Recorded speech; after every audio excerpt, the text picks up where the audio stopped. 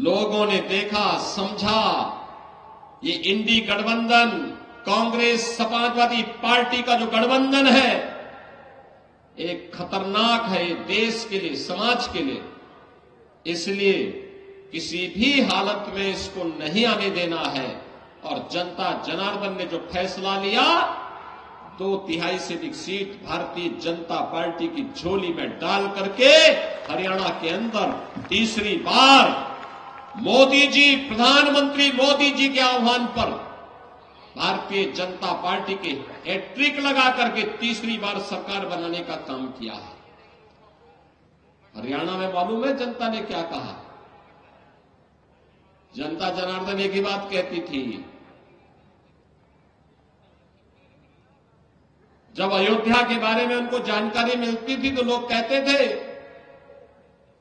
कि अयोध्या में 500 वर्षों का इंतजार क्यों करना पड़ा था? क्योंकि बंटे थे और इसीलिए कटे थे। एकजुट होकर के मोदी जी के नेतृत्व में जैसे देश ने लड़ाई लेनी शुरू की,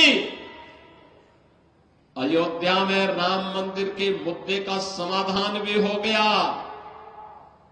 भगवान राम अपने धाम में विराजमान भी हो गए। और बहनों और भाइयों,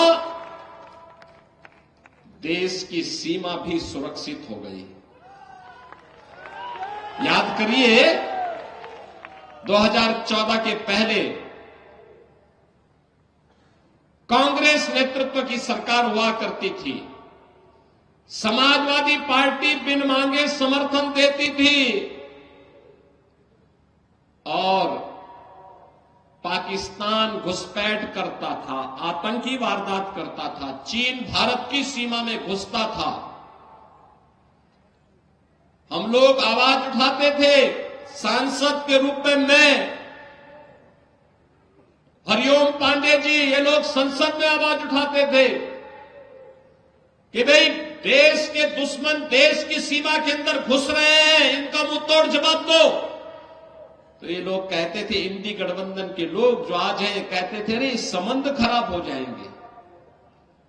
और आज अगर दुश्मन भारत की सीमा में घुसता है तो जैसे को तैसा मार करके उसकी ध्वजियां उड़ा दी जाती हैं दुश्मन की, और फिर एयर स्ट्राइक और सर्जिकल स्ट्राइक करके आज भारत के बहादुर जवान पाकिस्तान के अंदर घुसते हैं और पाकिस्तान दुनिया के मंचों पे चिल्लाता है कि साहब बकस दो, एक बार जान बचा दो, बस ये भारत कभी भी तबाह कर देगा। ये नया भारत है, ये नया भारत है। छेड़ता नहीं, लेकिन कोई छेड़ेगा तो उसको छोड़ता भी नहीं है।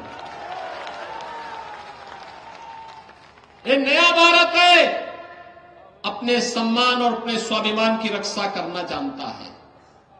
और एक कांग्रेस और समाजवादी पार्टी के लोग तो याद करिए, एक साल पहले 31 अक्टूबर को राष्ट्रीय एकता दिवस के रूप में लौह पुरुष सरदार वल्लभ भाई पटेल जी की जयंती को पूरे देश के अंदर हम लोग मना रहे थे।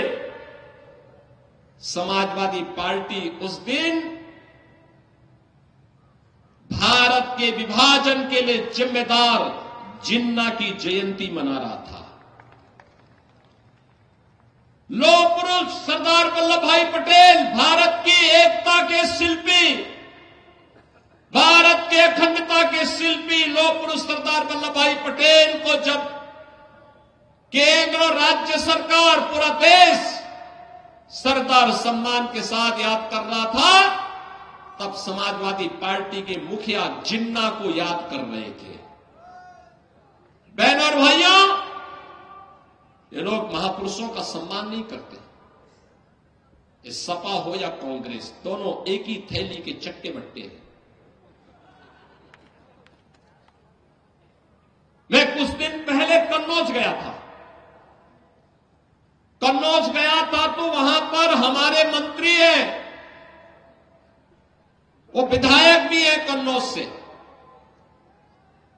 उन्होंने मुझे अवगत कराया, कहा कि कन्नौज के मेडिकल कॉलेज का नामकरण बाबा साहब डॉक्टर भीमराव अंबेडकर के नाम पे था।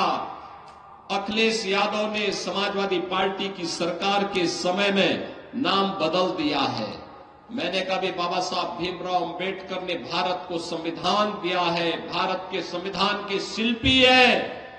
बाबा साहब भीमराव अंबेडकर की सम्मान के विरुद्ध कोई भी हम स्वीकार नहीं करेंगे। फिर से मेडिकल कॉलेज का नामकरण बाबा साहब के नाम पर रखा गया। बहनों और भाइयों, ये गुमराह करते हैं। याद करिए, अनुसूचित जाति जनजाति पर सर्वाधिक हमले, सर्वाधिक अत्याचार समाजवादी पार्टी की सरकार के समय में। इन्होंने तो अनुसूचित जाति जनजाति के छात्रों की स्कॉलरशिप भी रोक दी थी।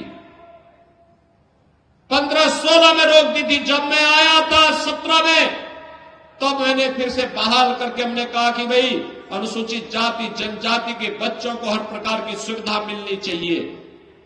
और मोदी जी ने आने के बाद, 2014 में आने के बाद जिस प्रकार के कार्यक्रम प्रारंभ किए हैं, विकास सबका, सुरक्षा सबको, सबका साथ और सबके विकास के भाव के साथ आज कार्य चल रहा है।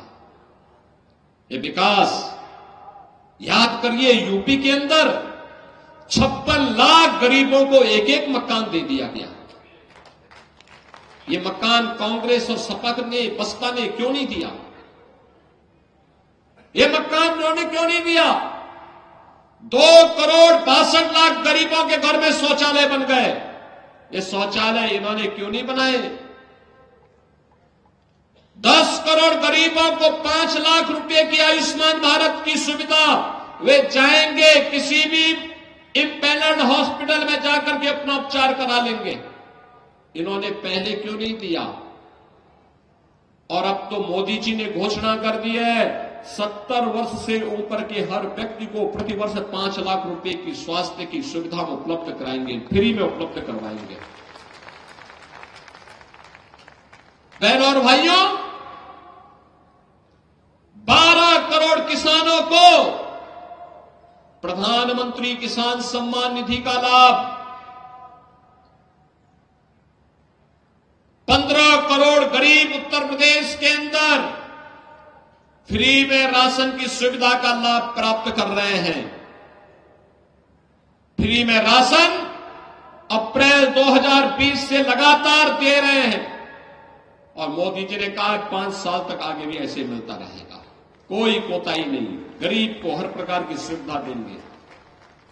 एक और लोक कल्याणकारी एक कार्य, दूसरी तरफ विरासत और विकास का अद्भुत संगम।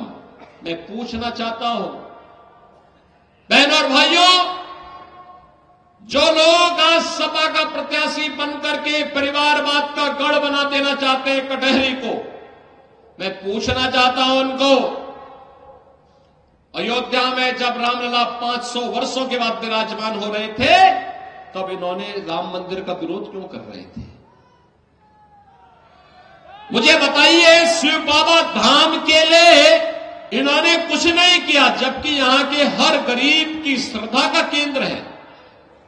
श्रवण क्षेत्र धाम के विकास के लिए इन्होंने कुछ नहीं किया। लेकिन भारतीय जनता पार्टी की डबल इंजन सरकार अयोध्या में राम मंदिर के निर्माण और अयोध्या के सुंदरीकरण के साथ साथ शिव बाबा धाम और श्रवण क्षेत्र धाम के सुंदरीकरण के कार्यक्रम को भी तेजी के साथ आगे बढ़ाने का काम कर रही है। बहनों और भाइयों, ये क्षेत्र तो प्रखर समाजवादी चिंतक डॉक्टर राम मनोहर लोहिया की भी पावन भूमि के रूप में जाना जाता है। याद करिए, एक समय देश के अंदर समाजवादी आंदोलन को नेतृत्व कौन दे रहे थे? जयप्रकाश नारायण जैसे पुरोधा, डॉक्टर राम मनोहर लोहिया, आचार्य नरेंद्र देव, स्वर्गीय चंद्रशेखर जी, श्री जनेश्वर मिश्र जी, ये लोग समाजवादी आंदोलन को नेतृत्व देते थे। और आज की समाजवादी पार्टी क्या हो गई है? देख सपाई बिटिया घबराई,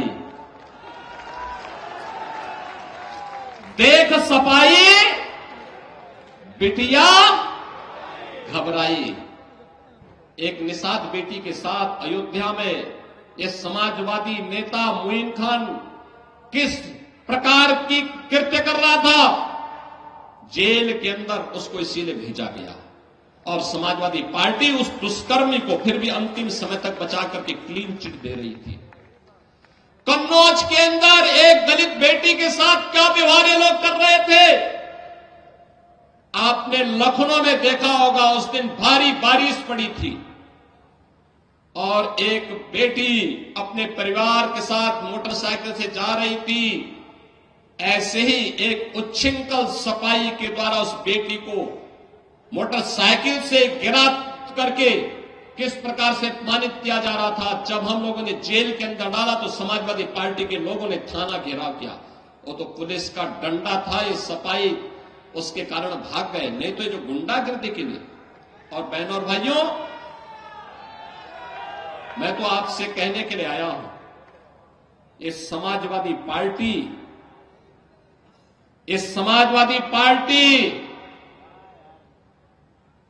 ये पीडीए की बात तो करती है, लेकिन मैं आपको बताऊं इनका पीडीए क्या है। ये प्रोडक्शन हाउस ऑफ दंगाई एंड अपराधी है। ये एक नई परिभाषा इसको हम दे रहे हैं, प्रोडक्शन हाउस ऑफ दंगाई एंड अपराधी। याद करिए, प्रदेश का कोई भी जितना बड़ा अपराधी और माफिया होगा, जितना बड़ा वह दंगाई होगा, वह समाजवादी पार्टी के इस प्रोडक्शन हाउस का ही हिस्सा होगा। याद करिए, यही क्षेत्र है, खान मुबारक भी इन्हीं का शागिर्द था कि नहीं था? मुख्तार अंसारी भी इनका शागिर्द था, अतीक अहमद भी इनका शागिर्द था, जिन्होंने गरीबों को लूटा, कमजोरों की जमीनों पर कब्जा किया, संपत्ति पर कब्जा करके सामाजिक ताने बाने को छिन्न भिन्न करते थे। और जब डबल इंजन की सरकार आई और सरकार ने अपना वास्तविक रूप इनको दिखाया, तो राम नाम सत्य है होने में भी देर नहीं लगी।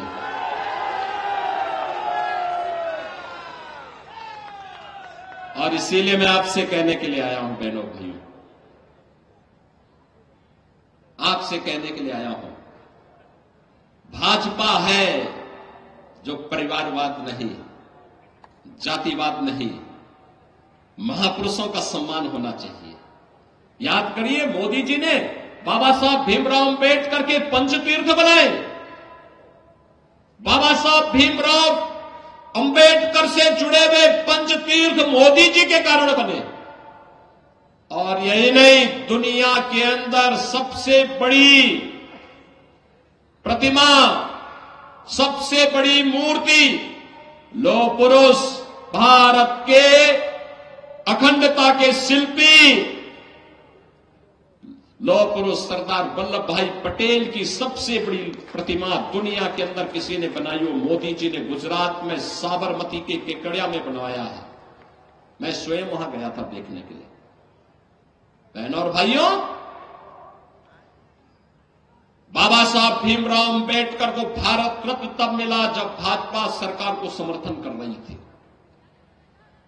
लौह पुरुष सरदार वल्लभ भाई पटेल को भारत रत्न तब मिला जब भाजपा सरकार को समर्थन कर रही थी। भारत के वीर और वीरांगनाओं का सम्मान तब हो रहा है जब भाजपा की डबल इंजन की सरकार है। महाराज सुहेल देव को 1000 वर्षों के बाद सम्मान तब मिल रहा है जब भाजपा की डबल इंजन की सरकार है। बहराइच में महाराज सुहेलदेव 10वीं शताब्दी में जिन्होंने भारत के गौरव को दुनिया के सामने भारत के शौर्य और पराक्रम को रखा था,